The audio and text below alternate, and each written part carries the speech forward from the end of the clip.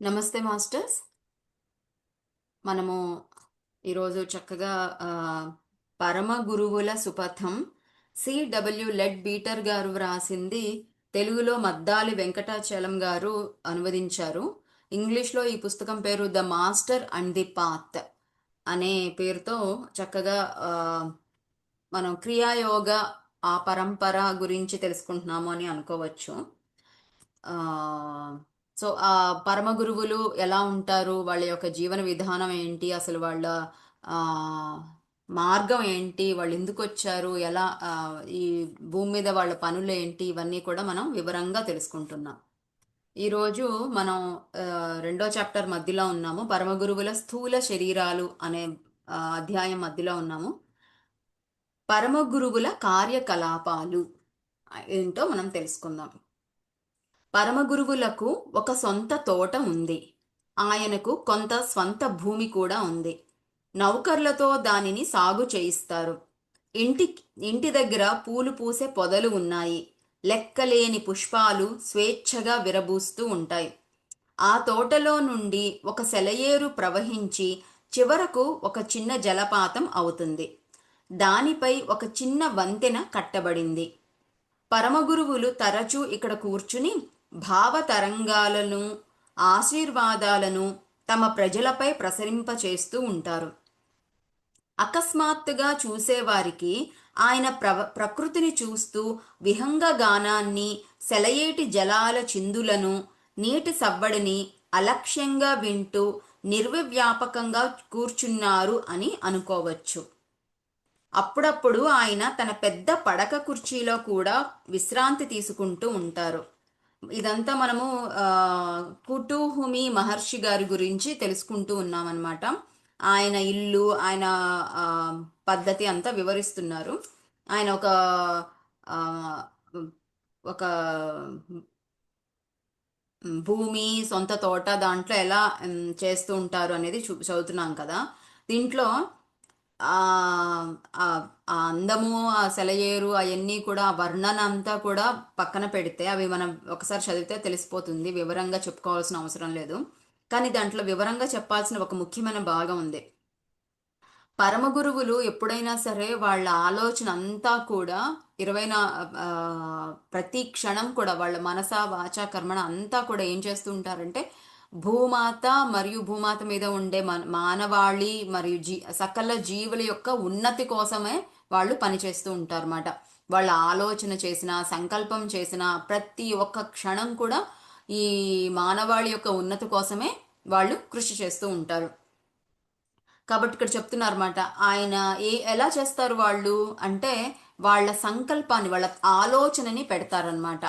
ఈ ఇప్పుడు ఒక చక్కటి సూర్యరశ్మి రావాలి, వెచ్చదనాన్ని ఇవ్వాలి, ఆ వెచ్చదనంలో ఎంతో మంది కాంతిని తీసుకోవాలి అని అనుకుంటే మనందరికీ చక్కగా ఎండ రావచ్చు. లేదు, ఆ ఒకానొక ప్రాంతంలో బాగా కరువు వచ్చింది, నా శక్తిని ఉపయోగించి అక్కడ ఆ, వాళ్ళు ఎంతో ఆర్తనార్దాలు చేస్తున్నారు కాబట్టి నా శక్తిని ఉపయోగించి అక్కడ కాసిని చినుకులు రప్పిస్తాను. ఇట్లా మనం సాయిబాబా చరిత్రలో కూడా తెలుసుకున్నాం కదా. వర్షం పడుతుంటే ఆపేస్తారు బాబా, ఇల్లు కూలిపోతుంటే ఆపుతారు.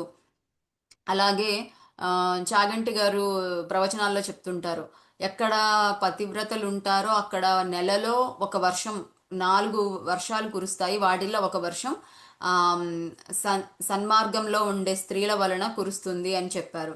అంటే మన యొక్క ప్రవర్తన, మన యొక్క ఆలోచన, మన యొక్క ఆధ్యాత్మిక ఎదుగుదల, మన యొక్క మంచితనము, స్వార్థరహితము ఉండేదాన్ని బట్టి ఆ ప్రకృతి కూడా మనకి అనుకూలంగా ఉంటుందన్నమాట. ఈ ఎక్కడెక్కడ ఏమేమి కావాలి, ఎక్కడ ఏది జరిగితే ఏది బాగుంటుంది, ఇట్లాంటి అన్నీ కూడా పరమ గురువుల యొక్క కార్యకలాపాలు, వాళ్ళు అవి చేస్తూ ఉంటారు. ముఖ్యంగా నేను బాగా గమనించింది ఏంటి అంటే, పుస్తకంలోంచి డీవియేట్ అవుతున్నాను అనుకోవద్దు, బట్ మన చుట్టూ ఇదంతా నిజంగా జరుగుతుంది అని చెప్పడానికి ఇది ఉపయోగపడుతుంది అనుకుంటున్నాను. ఆమ్, మీరందరూ కూడా గమనించి ఉంటే గనక, ఆ గుర్తింపు ఉంటే మీరు కూడా గమనించి ఉండుండొచ్చు. ఏంటి అంటే, ఇంతకు ముందు కాలంలో ఉత్తర భారతదేశంలో వాళ్ళు కొంచెం మనకంటే దక్షిణ భారతదేశం వాళ్ళకంటే సాంప్రదాయంలో కొంచెం తక్కువగా ఉంటారన్నమాట. ఎందుకంటే వాళ్ళకి విదేశీయుల ఆక్రమణలు అనేది బాగా ఎక్కువగా జరిగాయి కాబట్టి ఆ, అక్కడ వాళ్ళు విదేశ సంస్కృతి అంతా కూడా వాళ్ళలో కలిసిపోయింది కాబట్టి మన సంస్కృతిని కాస్త తగ్గి దూరం అయ్యారు. కానీ ఎప్పుడైతే మొట్టమొదటిసారి ఎన్నో సంవత్సరాల క్రితం ఆ, నేను బాగా గమనించాను. ఆ, మన Telugu cinema 'Baahubali' cinema release అయింది కదా.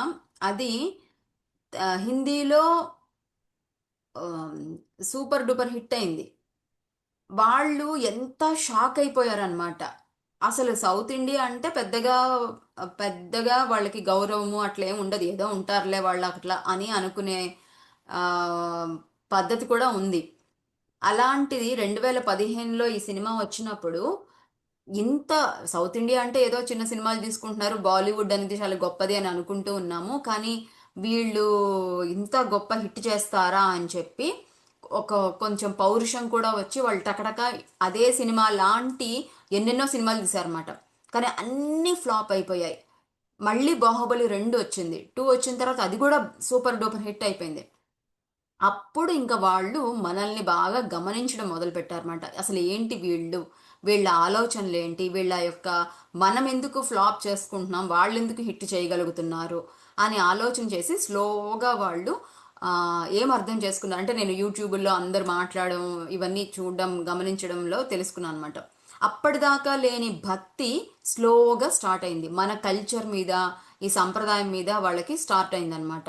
అయ్యి ఆ, ప్రవచనాలు చెప్పేవాళ్ళు మొదలయ్యారు. అప్పటిదాకా లేదు, యూట్యూబ్లో ఎంత వెతికినా కూడా ఏమేమో వస్తుంటాయి కానీ మోడర్న్ డ్రెస్సులు వేసుకోవడం ఇవన్నీ ఉంటాయి కానీ ప్రవచనాలు చెప్పడం అనేది ఉండేది కాదు. అట్లాంటిది ఇప్పుడు బాగా ప్రవచనాలు చెప్పేవాళ్ళు ఉన్నారు. అక్కడ బొట్టు పెట్టుకోవడం మొదలైంది అనమాట. ముందు అది కూడా ఇంతకుముందు ఉండేది కాదు, అది మొదలైంది. తర్వాత భక్తి పెరిగింది. ఇవన్నీ తర్వాత దీంట్లో పాటుగా ఎప్పుడైతే అయోధ్యలో రామమందిరం తయారైందో ఇంకప్పుడు ఇంక అసలు ఒక ఉద్ధృతిలాగా వచ్చిందనమాట. మన భారతీయ సంస్కృతి మీద ఆ, ఆ గౌరవము, ప్రేమ, ఆచరణ ఇవన్నీ కూడా బాగా వచ్చాయి. ఇవన్నీ కూడా మానవాళి యొక్క ఆధ్యాత్మికతకు ఓ, ఆ ప్రయాణం చేసే భాగంలో ఇది కూడా ఒక భాగమే అన్నమాట. ఎందుకు అంటే ఇప్పుడు విదేశాలు వాళ్ళు వస్తుంటారు, వాళ్ళందరికీ కూడా ఆధ్యాత్మికత అంటే భారతదేశమే అడ్రస్. మరి వాళ్ళు కాశీకి ఆ, ఆ, ఉత్తర భారతదేశంలోనే చాలా వరకు తిరుగుతూ ఉంటారు. ఎందుకంటే హిమాలయాలు అన్నీ అక్కడే ఉన్నాయి, గురువులు అందరూ అక్కడే ఉంటారు కాబట్టి ఆ, అక్కడక్కడ తిరుగుతూ ఉంటారు. వాళ్ళల్లో ఎంత ఆధ్యాత్మికత మన ఉత్తర భారతదేశంలో వస్తే దాన్ని బట్టి విదేశాలకు కూడా అదే వెళుతుందన్నమాట. ఇవన్నీ కూడా ఒకలాంటి ఈ పరమ గురువులు అనే వాళ్ళు ఈ కార్యక్రమాలు ఎక్కడెక్కడ ఏ సమయంలో ఏం జరగాలి, వీళ్ళు సిద్ధంగా ఉన్నారా లేదా, ఎవరికి ఏమి ఇవ్వాలి, ఎవరి దగ్గర నుంచి ఏం తీసుకోవాలి, ఇవన్నీ కూడా వాళ్ళు చేస్తూ ఉంటారన్నమాట. వాళ్ళకి దివ్య దృష్టి ఉంటుంది కాబట్టి వాళ్ళు అలా చేస్తూ ఉంటారు. కాబట్టి ఆయన అక్కడ కూర్చొని అవి చేస్తూ ఉంటారు అని చెప్తున్నారు మాస్టర్ కుటుహుమి. ఆయనను అలా చూసినప్పుడు అలికిడి చేయకూడదని అందరికీ తెలుసు. అప్పుడు ఆయన ఏమి చేస్తున్నది తెలియకపోయినా సమాధిలో ఉంటారు అని అనుకుంటారు. ప్రాచ్య దేశంలో ప్రజలు ఈ విధమైన ధ్యానం తెలుసుకొని గౌరవిస్తారు అన్న సంగతి పరమపురుషులు పాశ్చాత్య దేశాలలో కన్నా ప్రాచ్య దేశాలలోనే నివసించడానికి ఇష్టపడడానికి ఇదొక ముఖ్య కారణం అయి ఉండవచ్చు. అంటే ఆ, వెస్టర్న్ కంట్రీస్ అంటే మన భారతదేశానికి ఆ, పడమర వైపు ఉండే దేశాలన్నీ కూడా కొంచెము మోడర్న్గా ఉంటారు. వాళ్ళకి సమాధి స్థితి అంటే ఇవన్నీ ఏం తెలియదు. కాబట్టి ఎవరైనా గురువులు ప్రశాంతంగా ఒక చోట కూర్చొని వాళ్ళు కళ్ళు తెరిసినా ఉండొచ్చు, కళ్ళు మూసుకొనైనా ఉండొచ్చు, వాళ్ళు సమాధి స్థితిలో ఉన్నారు, వాళ్ళ వాళ్ళ ఆలోచన అంతా ఇంకెక్కడో ఉంది, వాళ్ళు ఏదో దివ్యమైన ప్రణాళిక వేస్తూ ఉంటారు అని మనకి తెలుసు. మన భారతదేశము, జపాను, చైనా ఇట్లా ఈ థాయిలాండ్ ఇట్లాంటి దేశాలన్నిటికీ తూర్పు వైపు ఉండే దేశాలందరికీ తెలుసు అనమాట. మనందరం ఆధ్యాత్మికంగా ఉంటాం కాబట్టి మనం వాళ్ళని డిస్టర్బ్ చెయ్యము. కానీ పడమర వైపు ఉండే దేశాల వాళ్ళు ఎవరికి ఇవన్నీ తెలియదు కాబట్టి ఈ ధ్యానము, తపస్సు ఇవన్నీ వాళ్ళకి తెలియదు కాబట్టి వాళ్ళు డిస్టర్బ్ చేస్తారన్నమాట. కాబట్టి వాళ్ళందరూ ఆధ్యాత్మికత సాధన కోసము ఉత్తర దేశాల్లో తూర్పు దేశాల్లోనే ఉండడానికి ఇష్టపడతారు. వాళ్ళ అందుకే అక్కడ సెటిల్ అవుతారని అదే అయి ఉండొచ్చు అని అంటున్నారు లెడ్ బీటర్ గారు. ఈ ప్రకారం పరమగురువు ప్రతిరోజు చాలాసేపు ప్రశాంతంగా కూర్చొని ధ్యానం చేయడం వల్ల మనం దాని ఫలితాన్ని పొందుతున్నాము. కానీ ఆయన అంత నెమ్మదిగా విశ్రాంతి తీసుకుంటున్నట్లు పైకి కనిపించినా వాస్తవానికి చాలా సమయం ఊర్ధ్వలోకాలలో అనేక ప్రకృతి శక్తులను నడిపిస్తూ ఏకకాలంలో వేల కొలది ఆత్మలపై ఎక్కువగా విభిన్నమైన శక్తులను కురిపిస్తూ అత్యంత శ్రమతో కూడిన కార్యనిర్వహణలో గడుపుతూ ఉంటారు. ఎంచేతనంటే ప్రపంచంలో నిత్యం శ్రమపడి పనిచేసే వారిలో పరమ పురుషులు అగ్రగణ్యులు. పరమగురువు భూలోకానికి చెందిన కార్యక్రమాలు కూడా అలా చాలా చేస్తారు. ఆయన కొంత సంగీతాన్ని కూర్చి అదే విషయాలపై వ్యాఖ్యలను వ్యాసాలను వ్రాస్తూ ఉంటారు. భౌతిక శాస్త్ర పురోభివృద్ధి పరమగురువులలో మరొకరి ప్రత్యేక శాఖ అయిన దాని పట్ల కుటూహమి మహర్షి గారికి చాలా అభిమానం ఉంది. ఇందాక మనం చెప్పుకున్నట్టు పరమగురువులు అలా విశ్రాంతిగా కూర్చొని ఉంటారు అని అనిపిస్తుంటుంది బయటికి మనకి. కానీ వాళ్ళు ఎంతో ధ్యానం చేస్తూ ఉంటారు, వేరే వేరే లోకాలలో విహరిస్తూ ఉంటారు. ఆ శక్తిని మన చుట్టుపక్కలంతా పంపిస్తూ ఉంటారు, స్ప్రెడ్ చేస్తూ ఉంటారు. అట్లాగే ఎన్నో ప్రకృతి శక్తులను, రకరకాల శక్తులను రకరకాల పనులలో కేటాయిస్తూ ఉంటారు. అట్లాగే మా ఎన్నో వేల ఆత్మలని ఒకేసారి ఒకే సమయంలో వేరు వేరు శక్తులను అందిస్తూ ఉంటారు అన్నమాట. ఎవరి ఫ్రీక్వెన్సీకి తగ్గట్టుగా వాళ్ళకి అందిస్తూ ఉంటారు. ఇట్లా ఒక్క సమయంలోనే ఎన్నో లోకాలలో ఎంతో కార్యక్రమాలు వాళ్ళు కల్పిస్తుంటారు. ఈయన లెడ్ బీటర్ గారు ఏమంటున్నారంటే, అసలు ప్రపంచంలో ఎవరన్నా చాలా ఎక్కువ పనిచేసే వాళ్ళు ఎవరన్నా ఉన్నారు అంటే వాళ్ళే పురుషులు అని అంటున్నారన్నమాట. భూమి మీద కూడా వాళ్ళు ఎన్నో కార్యక్రమాలు చేస్తారు. అంటే శరీరంతో పని చేస్తారు. ఎట్లా కుటుంబమి గారికి ఆయనకి సంగీతం అంటే ఇష్టమంట. ఆయన సంగీతము కొన్ని కొత్త రాగాలని కనిపెట్టడము ఇట్లాంటివి చేసి దాని మీద వ్యాసాలు రాయడము, వ్యాఖ్యలు చేయడము, అందరికీ తెలియజేయడము అనేది చేస్తారు. అట్లాగే వేరే పురుషులకి ఇష్టమైన భౌతిక శాస్త్రం అనమాట, అంటే ఫిజిక్స్లో వేరే పరమ పురుషులకి ఇంట్రెస్ట్ ఉంది. దాంట్లో వాళ్ళు చేసే కార్యక్రమానికి వీళ్ళు హాజరవ్వడము, ఎంతో అభిమానాన్ని చూపించడము, ఇవన్నీ కూడా మాస్టర్ కుటుంబమే చేస్తూ ఉంటారనమాట.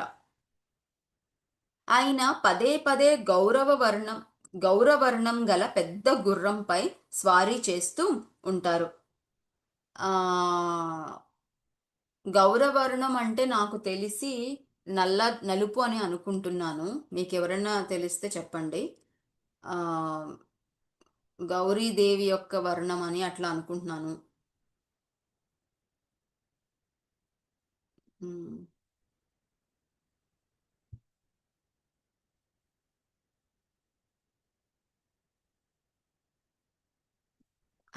అదే గౌరీ అని ఎందుకన్నారంటే ఆమె నల్లగా ఉంది కాబట్టి ఆమెని గౌరీ అని అన్నారు అని ఉంది కదా. శివుడు తెల్లగా ఉంటాడు, అమ్మవారు నల్లగా ఉంటారు.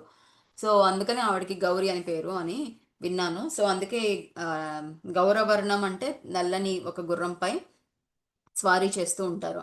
అప్పుడప్పుడు మౌర్య మహర్షి గారితో కలిసి పనిచేయవలసిన సమయంలో ఇరువురు కలిసిపోతారు. మౌర్య మహర్షి గారు ఎల్లప్పుడూ దివ్యమైన శ్వేతాశ్వంపై స్వారీ చేస్తూ ఉంటారు. కుటుహుమి గారు కొన్ని మఠాలను సందర్శించడం కోసం ఒక సన్నని కొండ దారి వెంట పైకి వెళతారు. వారి నిత్య కార్యనిర్వహణలో అప్పుడప్పుడు జ్వాల్కుల్ మహర్షి గారితో కలిసి కాలినడకతో వెళతారు. జ్వాల్కుల్ మహర్షి పీఠభూమికి వెళ్లే మార్గంలో ఉన్న పెద్ద రాతి శిఖరానికి చాలా దగ్గరలోనే స్వహస్తాలతో నిర్మించుకున్న చిన్న కుటీరంలో నివసిస్తారు. మనకి ఈ పుస్తకం మొదట్లోనే చెప్పారు, మౌర్య మహర్షి, జ్వాల్కుల్ మహర్షి అండ్ కుటుహుమి మహర్షి వీళ్ళందరూ కూడా పరమపురుషులు. చెన్నైలో అడయార్లో ఉండే ఈ ఆశ్రమం పేరు మర్చిపోయాను నేను.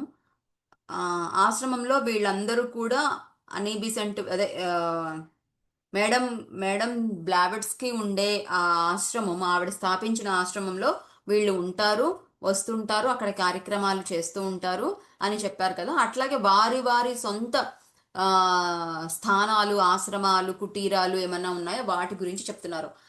అంతేకాదు, ఎలా అయితే ఇప్పుడు మనం ఉన్నామో పిఎస్ఎస్ఎంలో పత్రిజీ ఉన్నారు, ఎంతోమంది మాస్టర్స్ ఉన్నారు. వాళ్ళు ఒకరు ఒక కార్యక్రమాన్ని నిర్వహిస్తూ ఉంటే వేరే మాస్టర్స్ కూడా అక్కడికి వచ్చి వాళ్ళ శక్తి, వాళ్ళు కూడా ధ్యానంలో పాల్గొని వాళ్ళ శక్తిని కూడా కలుపుతుంటారు. వాళ్ళ యొక్క స్టూడెంట్స్ని, ఫాలోవర్స్ని కూడా తీసుకొస్తుంటారు కదా. అట్లా అందరూ కలిసి పనిచేస్తాం. ఎందుకంటే ఏదైనా సరే మానవాళి యొక్క ఉన్నతి కోసమే చేస్తున్నాం కాబట్టి నీ నీ మార్గం వేరు, నా మార్గం వేరు అని ఉండదు, కలిసి చేస్తాం. వీళ్ళు కూడా అలాగే అన్నమాట. మా అందరు మహర్షులు కలిసి వెళ్ళడం, బయటికి వెళ్ళడము, కాలినడకతో వెళ్ళడం, గుర్రం స్వారీ చేయడము, ఇవన్నీ చేస్తుంటారు అని చెప్తున్నారు. మహర్షి గారు తమ స్వగృహంలోని పెద్ద గదిలో ఉన్న సంగీతపు పెట్టెను వాయిస్తారు. ఆయన ప్రత్యేకంగా టిబెట్ దేశంలో పురమాయించి చేయించారు. దానిని పియానో గాను, ఆర్గన్ గాను కూడా ఉపయోగించుకోవచ్చును. దాని మెట్లు పాశ్చాత్య సాంప్రదాయకంగా ఉంటుంది. దానిపైన మన పాశ్చాత్య సంగీతం మొత్తం వాయించగలరు. అది నాకు తెలిసిన తంతువుల అన్నింటికన్నా వేరుగా ఉంది. అది ద్విముఖంగా ఉంది. దానిని పఠన మందిరంలో నుంచి, పెద్ద గదిలో నుంచి వాయించవచ్చు. ప్రధానమైన మెట్టు పెద్ద గదిలో ఉంది. పియానో యొక్క మెట్లు గల బల్ల పఠన మందిరంలో ఉంది. ఈ మెట్లు గల బల్లలన్నీ కలిపి కానీ విడివిడిగా కానీ ఉపయోగించవచ్చు. పెద్ద గదిలో కూర్చుని పాదాలతో మీటలను నొక్కుతూ మామూలుగా ఆర్గన్ మీద వ్రాయించవచ్చు. కానీ బుడగ వంటి ఒక పిడిని త్రిప్పితే పియానో తంతువుల ఆర్గాన్లకు లంకె వేయవచ్చు. అప్పుడు రెండు తంతువులు కలిసి మ్రోగుతాయి. ఆ విధంగా చూసిన ఆర్గన్కు పియానో యొక్క అదనపు మెట్టులా ఉంటుంది. ఈయన సంగీతం మీద శ్రద్ధ ఎక్కువ అని అన్నారు కదా కుటూహమి మహర్షి గారికి.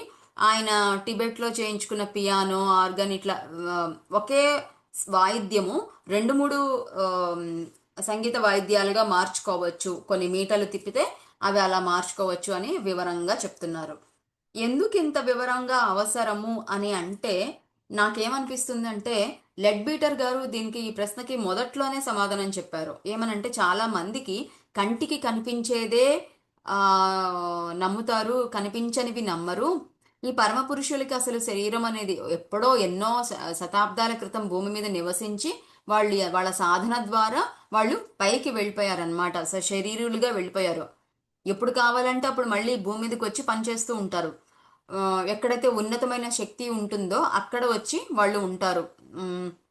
అట్లాగే మనము ఒక group meditations, full moon meditations జరుగుతున్నా కూడా మాస్టర్ జ్వాల్కుల్ మహర్షి అక్కడికి వస్తారు అని చదివానమాట నేను.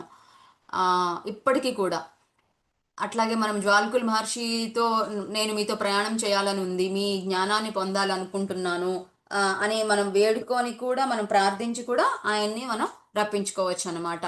ఆయన కొన్ని పుస్తకాలు ఉన్నాయి, ఆయనవి చదివితే కూడా ఆయన యొక్క ఎనర్జీతో, కాన్షియస్తో మనం కనెక్ట్ అవ్వచ్చు. ఇలా కంటికి కనిపించకపోయినా కూడా వాళ్ళు ఉన్నారు అని వివరంగా చెప్పడం కోసం వారి యొక్క జీవన విధానాన్ని మొత్తం వివరంగా చెప్తున్నారన్నమాట. ఆయన లెడ్ బీటర్ గారు పాశ్చాత్య దేశపు వ్యక్తి అయినా కూడా ఈ మన దేశానికి వచ్చి నేను చూశాను, నేను ప్రత్యక్షంగా అనుభవించాను అని ఆయన అందుకోసం, ఆ రుజువు కోసం ఇది చెప్తున్నారు. గ్రంథాలయంలో ఉన్న మెట్లపై వాయిస్తే ఆర్గన్తో సంబంధం లేకుండా ప్రత్యేకంగా పియానో మాత్రమే వాయించవచ్చు. కానీ ఏదో విచిత్రమైన యంత్రాల అనుబంధం వల్ల పియానో మెట్ల బల్లకు కాయిర్ ఆర్గాన్కి కూడా లంకె వేయబడింది. అంచేత పియానోను మామూలు పియానో లాగానే ప్రత్యేకంగా వాయించవచ్చు. కనుక ఇద్దరు గాయకులు చెరొక గదిలోనూ కూర్చొని చెరొక మెట్ల బల్ల మీద వాయిస్తూ పియానో, ఆర్గన్ల జంట వాయిద్యం వాయించవచ్చు. ఈ విచిత్రమైన యంత్రాలు, గొట్టాలు ఉన్న ఆ ఇంటి భాగం యొక్క పై అంతస్తు అంతా వ్యాపించి ఉంటుంది. పరమగురువు తన యోగశక్తితో జంత్రానికి ఆకర్షణ శక్తిని కలుగజేసి గంధర్వులతో సంబంధాలను కల్పించారు. అందువల్ల ఆ జంత్రము ఎప్పుడు వాయించినా గంధర్వులు కూడా సహకరిస్తారు. కనుక భూలోకంలో ఎప్పుడూ కని విని ఎరుగని స్వర్గ సమ్మేళనాలను వినవచ్చు. అంతేకాదు, ఆర్గన్ వాయించినప్పుడు తీగ జంత్రము, వాయు జంత్రము రెండూ కూడా వాయించినట్లు అనిపిస్తుంది. మామూలు మనుషులము మనం వాయిస్తేనే ఏంటి శిశుర్వేత్తి పశుర్వేత్తి వేత్తి గానరసం ఫణిహి అన్నారు. అంటే మొక్కలు, పిల్లలు, జంతువులు, పాములు అన్నీ కూడా ఆ సంగీతానికి మెస్మరైజ్ అయిపోతారు అనమాట. అయిపోయి అవి అలా వింటూ ఉండిపోతారు. మరి పరమగురువులు వంటి వారు అట్లాగే సంగీతం మీద ఎంతో సాధన కాదు, సంగీతాన్ని సృష్టిస్తున్న వాళ్ళు, ఎక్స్పెరిమెంట్స్ చేస్తున్న వాళ్ళు, కొత్త రాగాలను కనిపెడుతున్న వారు, అంత గొప్పవారు గనక వాయిస్తే దానికి ఒక ప్రత్యేకమైన కారణం ఉంటుంది కదా. ఏదో మనం చక్కగా ఆనందంగా ఆనందించి చప్పట్లు కొట్టడానికి కాదు, దానికి ఒక సంగీతానికి ఒక శక్తి ఉంది. అందుకే మనం సంగీతంతో కలిసి ధ్యానం చేస్తూ ఉంటాము. కాబట్టి ఈయన ఏం చేస్తున్నారు అంటే, ఆయన ఆ వాయిద్యాలని, ఆ ప్రత్యేకంగా తయారు చేసిన ఆ వాయిద్యాలతో గంధర్వులను కూడా కలిసి, అంటే పైలోకాల యొక్క చైతన్యాన్ని మనం కింద భూలోకం యొక్క చైతన్యంతో అనుసంధానమయ్యేలాగా ఆయన చేస్తున్నారన్నమాట. వారు వచ్చారు అంటే ఎక్కువ శక్తిలో తీసుకొస్తారు కదా, ఇలాగా చాలా గొప్పగా చేస్తున్నారు. గంధర్వులు ఎల్లప్పుడూ గానం చేస్తూనే ఉన్నారు. ఆది మానవులు ఎప్పుడు వినిపిస్తూనే ఉన్నారు. అయితే మానవులు దానిని విని దాని మాధుర్యాన్ని గ్రోలి ఆనందించరు. సముద్రునికి గంభీరమైన పల్లవి ఉంది. చెట్ల ఆకుల సందులో వాయు నిట్టూర్పులు ఉన్నాయి. మహాగిరి ప్రవాహం యొక్క గర్జన ఉంది. సెలయేటికి, నదికి, జలపాతానికి గానం ఉంది. ఇవన్నీ ఇలాంటి అనేక ఇతర స్వరాలు కలిపి ప్రకృతి ఉన్నంతకాలం దాని యొక్క మహాగానమై విలసిల్లుతుంది. భూలోకంలో వినిపించే ఈ ధ్వని ఆ దేవగణం యొక్క ఎంతో ఘనమైన గానం యొక్క ప్రతిధ్వని మాత్రమే అయి ఉంది. మోక్షమార్గం ప్రదీపకలో చెప్పినట్లు, ఇది చదివే ముందు ఇది ఒకసారి వివరంగా చెప్పుకుందాము. ప్రకృతిలో ప్రతి ఒక్క దానికి ఒక సంగీతం ఉంది. ఆయన వాళ్ళ ముందే చెప్పారు, మానవులు దీనిని విని ఆ మాధుర్యాన్ని గ్రోలరు అని చెప్పారు, గ్రోలి ఆనందించరు అని చెప్తున్నారు. నేను ఈ మధ్యకాలంలో ఒకరు ఒక సాధనాన్ని కనిపెట్టారనమాట. ఒక వస్తువుని కనిపెట్టారు. ఏంటి అంటే, అది చాలా సింపుల్. ఎలా అయితే మనము మన గుండెకో మన శరీరం మీద, డాక్టర్లు శరీరం మీద, మెదడు మీద ఎక్కడో పెట్టి కొన్ని నోట్స్ అంటారనమాట, చిన్నది అతికించుతారు, స్టిక్కర్ లాంటిది అతికించినప్పుడు దానికి ఉండే వైర్ని వేరే మెషిన్కి కనెక్ట్ చేసినప్పుడు ఈ ఎలా కొట్టుకుంటుంది, ఎలాంటి తరంగాలు ప్రసరిస్తున్నాయి అని తెలుసుకోవచ్చు. అలాంటిదే ఆయన ఏం తయారు చేశాడంటే, అలాంటి నోట్సే చెట్ల ఆకులకి పెట్టినప్పుడు, అది ఒక ఆడియో సిస్టమ్కి కనెక్ట్ చేసినప్పుడు ఏమవుతుందంటే, ఆ చెట్లలో ఉండే, ఆకులో ఉండే తరంగాలు అది కాస్త సంగీతంగా మారి మనకి వినిపిస్తుంది అనమాట. చాలా రకరకాల మొక్కలకి కనెక్ట్ చేసి ఆయన పెట్టాడు. తరంగాలు సంగీతంగా మారుతుంది అంతే. పెద్ద పెద్ద సైన్స్ ఏం కాదు, కానీ కనిపెట్టాడు ఆయన. కనిపెట్టి అది యూట్యూబ్లో పెట్టారు. ఇంకా త్వరలో మార్కెట్లోకి వస్తుందన్నారు, కానీ మళ్ళీ నాకు అది ఎక్కడ కనిపించలేదు. బహుశా కొన్నిసార్లు నొక్కి పడేస్తారు కూడా కొంతమందిని, అది ఏమైనా జరగండొచ్చు. కానీ ఇది సాధ్యం అయ్యిందనమాట. అంటే చెట్లలోంచి సంగీతం వచ్చింది అంటే, ఈ ఈ తరంగాలు, ఎలక్ట్రాన్స్ మూవ్మెంట్ వలన ప్రతి ఒక్క వస్తువులోంచి కూడా శక్తి ప్రసరిస్తూ ఉంటుంది, చైతన్యం ఉంటుంది, అట్లాగే శబ్దము ఉంటుంది, ఫ్రీక్వెన్సీ ఉంటుంది, వైబ్రేషన్స్ ఉంటాయి, అన్నీ ఉంటాయి ప్రతి ఒక్క వస్తువులో కూడా. మనం వాటిని ఎప్పుడూ పట్టించుకోము, గమనించము. అందుకే మనం చెట్లతో మాట్లాడినప్పుడు చెట్లు స్పందిస్తాయి, ఎందుకంటే అది కూడా వాటికి చైతన్యం ఉంది కాబట్టి. అదే ఈయన రుజువు చేసి చూపించారనమాట. సో వీళ్ళు ఇదే చెప్తున్నారు, అన్నింటికి కూడా స్వరం ఉంది, సంగీతం ఉంది, అది మనము గమనించము అని అంటున్నారు.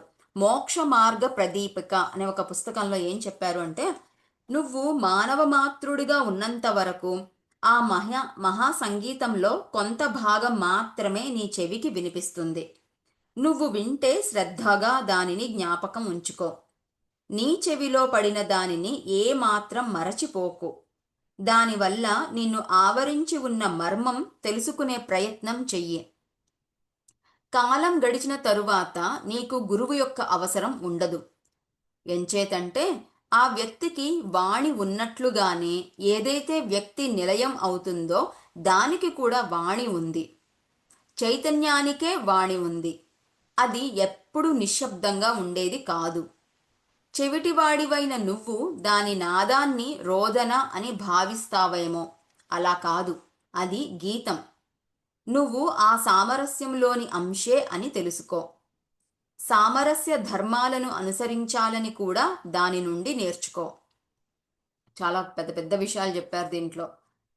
ఈ ప్రకృతిలో ఉండే ఈ గొప్ప సంగీతం ఏదైతే ఉందో ఆ, దాంట్లో కొంత భాగం మాత్రమే మనకి వినిపిస్తుంది. ఉదాహరణకి ఆ, ఉరుములు శబ్దం వినిపిస్తుంది.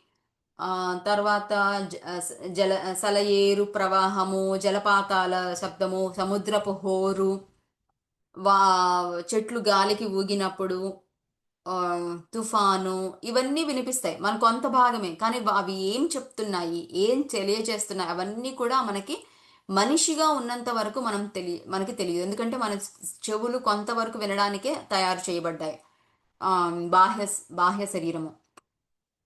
ఆ, ఆయన ఏమన్నా అంటే మనము చెవిటి వాళ్ళం అంటున్నారు. ఎందుకంటే మనకు పూర్తిగా దాని గురించి తెలుసుకోలేని స్థితిలో ఉన్నాం అన్నమాట మనిషిగా ఉన్నంత కాలం.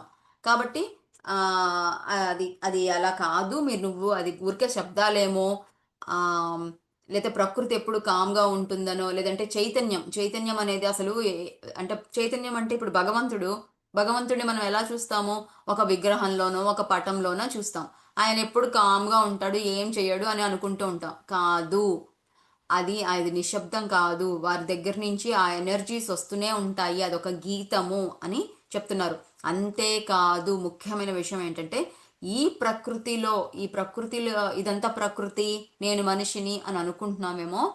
కాదు, ఆ ప్రకృతిలోని అంశే నువ్వు కూడా. విశ్వంలో నువ్వు కూడా ఒక భాగమే. నీతో కలిపి ఆ విశ్వం తయారై ఉంది. విశ్వంతో ఏమై ఉందో నువ్వు కూడా అదే అయి ఉన్నావు అని చెప్తున్నారు. అట్లాగే ప్రకృతితో కలిసి సామరస్యంగా జీవించడం అనేది నేర్చుకో. ప్రకృతి సామరస్య ధర్మాలను అనుసరించాలని నేర్చుకో అని చెప్తున్నారు. ప్రకృతిని నాశనం చేయడం కాదు, దాంతో కలిసి మెలిసి పనిచేయాలి. వర్షం పడితే కలిసి ఉండాలి, తుఫాన్ వచ్చినా కూడా కలిసిమెలిసి ఎలా జీవించగలము అని సామరస్యంతో ఉండాలి. ప్రతిదాన్ని తిట్టుకుంటూ చిరాకు పడుతూ కాదు. ప్రతిరోజు ఉదయాన్నే కొందరు మనుష్యులు వారి అనుచరులు కాని శిష్యులు అనదగిన వారు కారు. ప్రతిరోజు ఉదయాన్నే కొందరు మనుషులు వారి అనుచరులు కాని శిష్యులు అనదగిన వారు కారు. మహర్షి గారు ఇంటికి వచ్చి వసారా పైన గాని దాని బయట గాని కూర్చుంటారు. ఒక్కొక్కసారి ఆయన చిన్న ఉపన్యాసంలా కొంచెం మాట్లాడతారు. కానీ తరచుగా సహృదయం గలవారుగా మందహాసాన్ని కనపరచడం తప్ప వారి వైపు చూడకుండా తన పని మీదనే ఉంటారు. వారు అలా మందస్మితంతోనే సంతృప్తి పొందుతారు. వారంతా గురువుల తేజో మండలంలో కూర్చుని భక్తితో పూజించడానికి వస్తారని తెలుసుకోవాలి. సాధారణంగా ఆయన ఒక్కరే తన గదిలో బల్ల మీద భోజనం చేస్తారు. అయితే అప్పుడప్పుడు వసారా మీద కూర్చొని ఆయన కూర్చున్న టిబెట్ దేశపు అనుచరులు ఇతరులు కూడా నేల మీద చుట్టూరా కూర్చుని ఉండగా అందరి సమక్షంలో భోజనం చేసేవారు. బౌద్ధ భిక్షువుల నియమాలను అనుసరించి అపరాహ్నం తరువాత ఆయన ఆహారాన్ని తీసుకోరు అని అనుకుంటారు. ఎంచేతంటే సాయంత్రం భోజనం చేయడం నేను ఎప్పుడూ చూడలేదు, చూసిన జ్ఞాపకం కూడా లేదు. ప్రతిరోజు ఆయన ఆహారం తీసుకునే అవసరం లేకపోవచ్చు. బహుశా నియమిత సమయంలో భుజించకుండా ఆయనకు తోచినప్పుడు కావలసిన పదార్థాలను తెప్పించుకొని భుజించేవారు. గోధుమ, పంచదార, వెన్నతో ఆయన సోదరి స్వయంగా తయారు చేసిన సాదాసీదా గౌరవర్ణం గల తియ్యని చిన్న గుండ్రని ఆవు పాలను తినడం నేను చూశాను.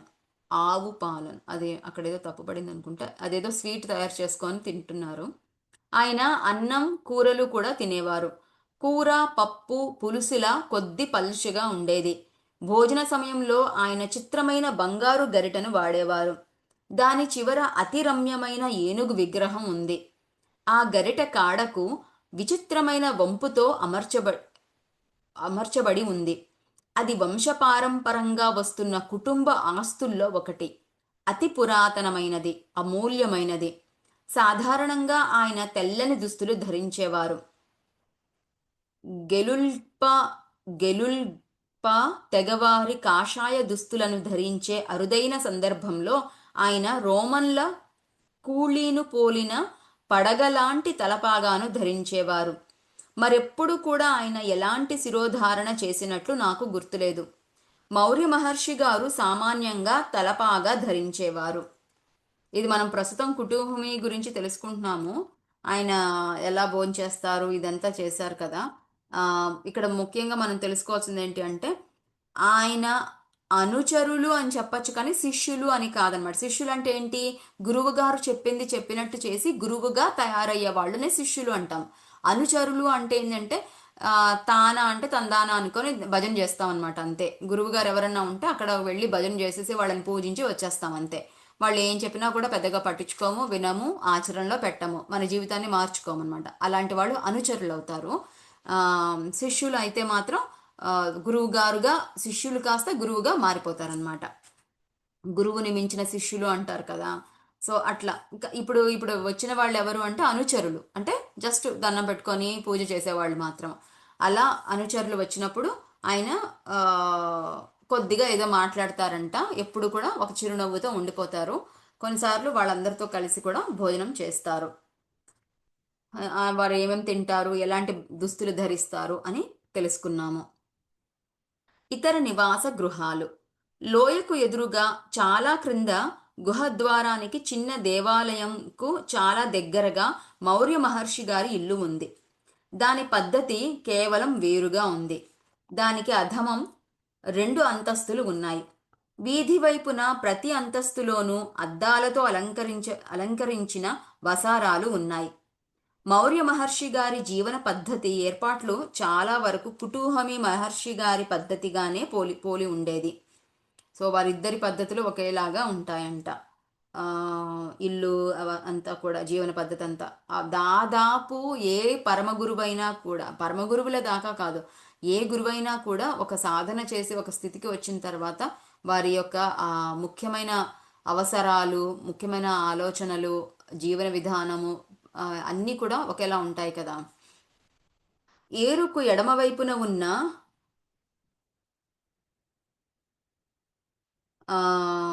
రోడ్డు మీదుగా లోయ ప్రక్కనే పైకి వెళితే గనుక కుటూహుమి గారి ఇల్లు ఉన్న స్థలం కనిపిస్తుంది. ఇంకా కొంచెం కొండపైకి వెళితే కనుక రోడ్డుకి ఆ వైపున జ్వాల్కుల్ మహర్షి గారు తమ శిష్యత్వ కాలంలో తమ పరమగురువును దగ్గరగా స్థిర నివాసం ఏర్పరచుకోవడానికి స్వహస్తాలతో నిర్మించుకున్న చిన్న కుటీరం కనిపిస్తుంది. ఆ కుటీరంలో ఒకలాంటి ఫలకం వేలాడుతూ ఉంటుంది. ఆ ఫలకం పైన కుటూహుమి గారి ఆంగ్లేయ శిష్యులలో ఒకరు జ్వాల్కుల్ గారి కోరిక పైన చాలా సంవత్సరాల క్రితం యోగశక్తితో రూపకల్పన చేసిన కుటూహుమి గారి ఇంటిలోని పెద్ద గది లోపల దృశ్యం యొక్క చిత్రం ఉంది. ఆ చిత్రంలో అనేక మంది పరమగురువుల యొక్క మరియు శిష్యుల యొక్క ఛాయాచిత్రాలు ఉన్నాయి. ఇది కుటూహుమి మహర్షి గారి ఇంటి దగ్గర ఎంతో ఆనందకరంగాను ఫలదాయకంగాను గడిపిన ఓ సాయంత్రం యొక్క స్మారక గుర్తుగా తయారు చేయబడింది. అంటే ఆయన ఇంట్లో ఒక గోడ మీద ఒక చిత్రం ఉందన్నమాట. అదేంటి అంటే ఆ కుటూహుమి గారి ఆంగ్లేయ శిష్యుల్లో ఒకరు తయారు చేశారు. ఇంతకు అది ఆ దృశ్యం ఏంటి, ఆ చిత్రం ఏంటి అంటే ఆ పటం ఒకానొక సమయంలో కుటూహుమి మహర్షి గారి ఇంటి దగ్గర ఎంతో మంది గురువులు, పరమగురువులు అందరూ, శిష్యులు అందరూ వచ్చి ఆనందంగా ఏదో ఒక ముఖ్యమైన సంఘటన జరుగుతుండగా ఆనందంగా గడిపిన సమయంలో దానికి గుర్తుగా తయారు చేయబడింది. దానికి గుర్తుగా అది చిత్రాన్ని రచించారన్నమాట.